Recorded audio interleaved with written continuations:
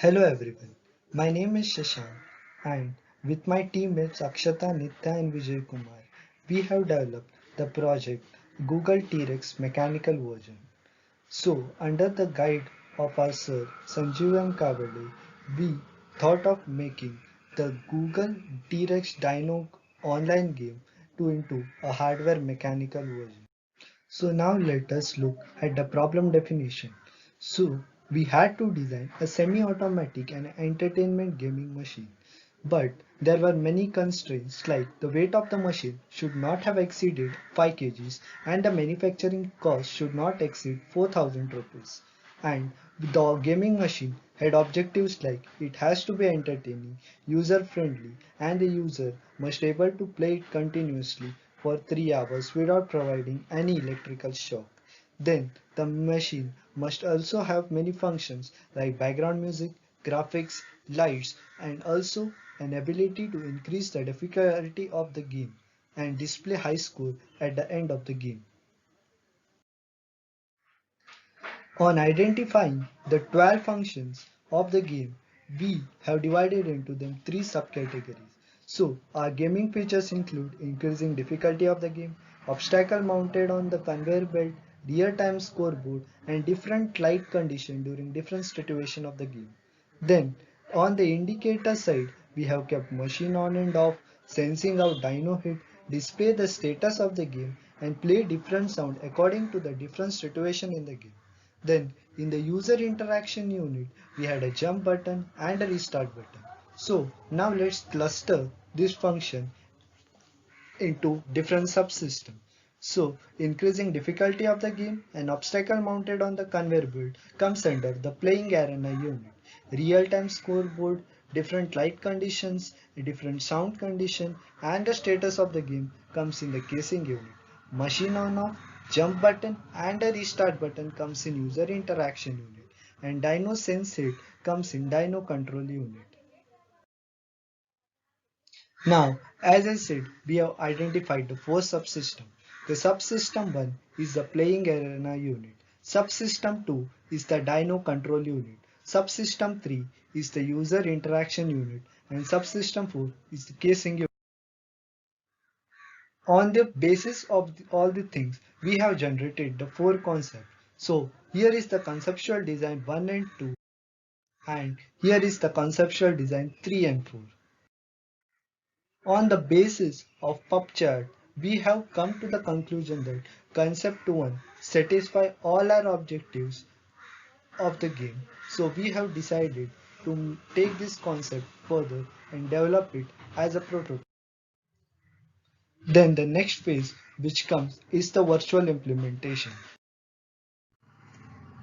So let us now look at the 3D model of the entire system. So once the user wants to play our game, we'll see the game in a very similar manner.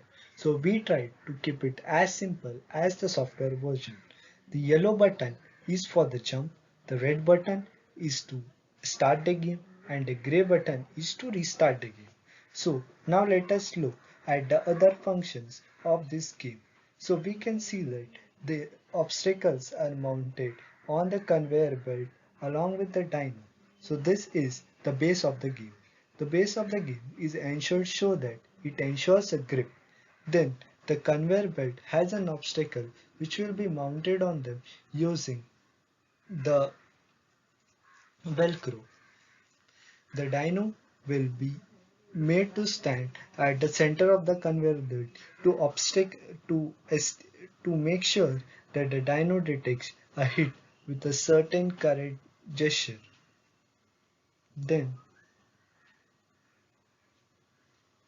here we can see that the servo motor is being placed and the microcontroller is also being placed. So in this manner the game will be there and this is the 3D model of the entire game.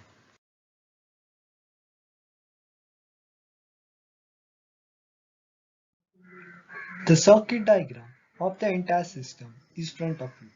The red button is for jumping command. The similar there are two buttons, one is for starting the game and another for restarting the game. The motor will have its speed control using the L2980 driver. Similarly, the dyno will be having its jump from the MG999 servo motor. All will sync connected to Arduino and the using the breadboard we will be doing it. The two limit switches which are ensuring that the dyno detects the hit and the RGB LED will be used to make out different color variations.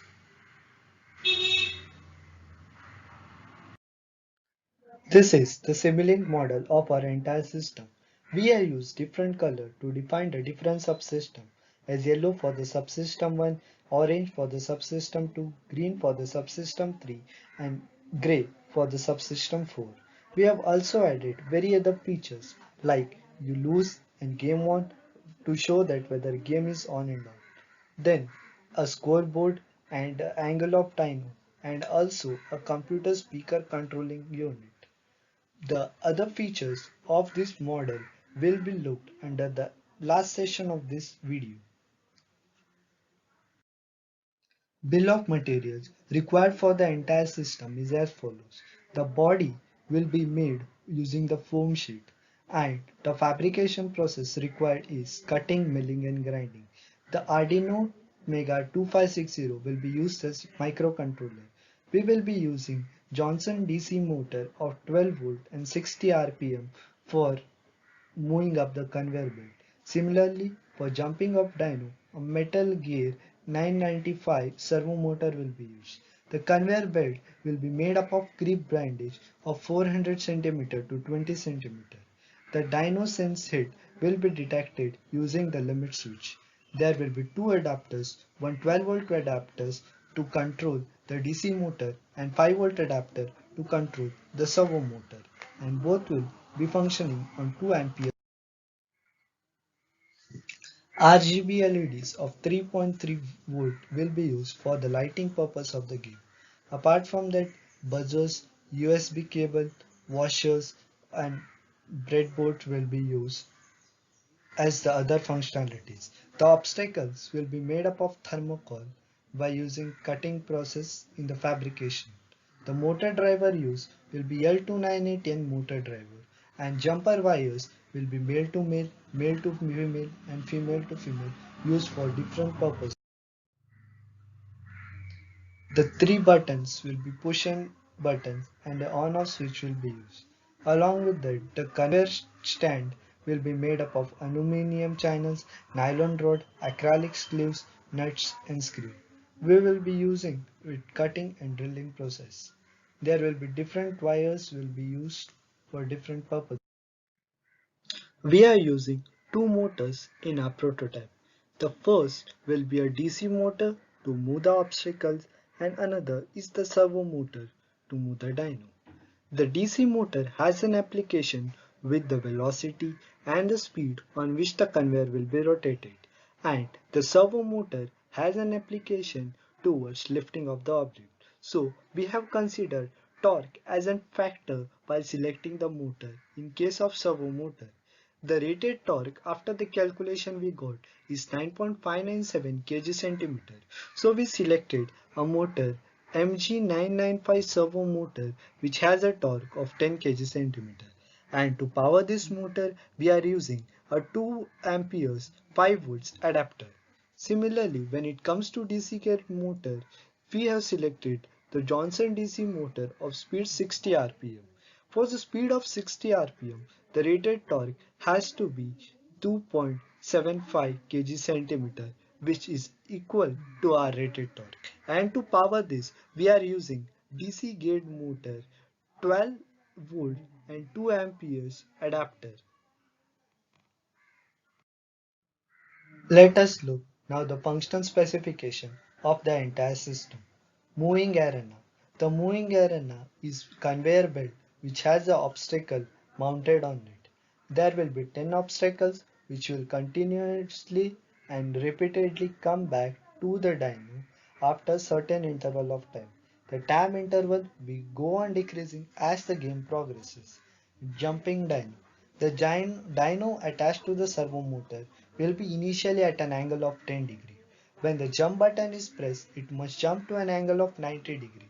It must come back after 1 second to its original position and be ready for the next jump. Obstacles. Obstacles are firmly attached to the conveyor belt using Velcro, and once the obstacle hit the dyno will sense it and send signal to the microcontroller, increasing difficulty of the game. So the game difficulty will be increased every second. So on every second, the PWM value of L298N driver will get increased. As the value reach 255, it will come back again, sensing out dyno hit. There will be a limit switch which will be attached to the dyno, and once the obstacle hit the dyno, the changes in the electrical signals will stop the game. RGB lightings. The RGB lightings will be used and glow according to different situations of the game. When the game is on, the lighting will go in white color for the first 5 seconds. During the play, it will blink between blue and green color with a range of 2 seconds to 20 milliseconds. And once the game is over, it will blink red for 10 seconds with an interval of 2 seconds. So now we'll come at the sound. Using the computer sound, the background music will play during the entire game. The buzzer will beep once the dino jumps for 5 milliseconds, and the siren music will come once the game ends. Displaying score. Displaying score will be done using dashboard in MATLAB and Simulate. Now, starting the game, receiving the game, end of the game, and restarting the game. All these four commands will be triggered using buttons or the soft reset buttons, which can be done using Simulate. Now let us look to the modeling and simulation. To best understand a game is to play the game. So now let me play it and show it to you.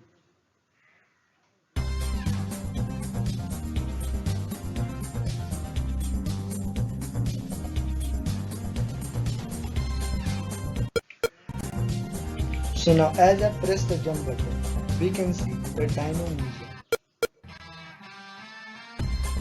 and the angle of servo changes. We can also see the scoreboard increasing with time.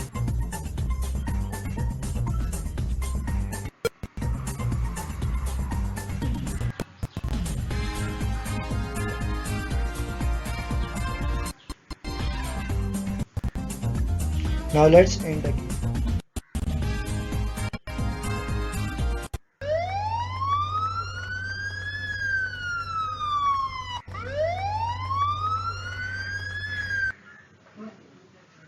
So now let us look at the charts during the game period. During the game period, we can see that the PWM value increases continuously after 1 second. Then the dyno value stays constant here because it only changes once the dyno is placed. In the casing unit, the scoreboard value increases continuously. During the playtime, the INN value is set to 0 and IN2 value is set to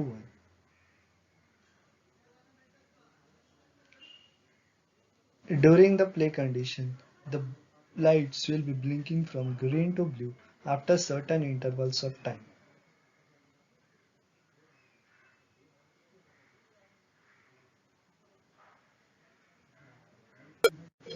Now let us look at the jump feature of the game. When I press, the value changes from 0 to 1 and the dyno gets jumped, changing the servo angle. So this is the chart for it. On pressing jump button, it changes from 90 then to 35. But again once the jump button is pressed, it still repeats. And then it comes to default value of 10. Now let us look at the chart when when the dyno detects and see once the dyno detects the hit, this is the condition of the chart. Similarly, the final score will be shown in the scoreboard. Then the obstacle Once the obstacle is been hit, the LED conditioning changes. The DC motor goes reverse for some time and then stops it. So once pressing the restart button, the game gets reset to its original state.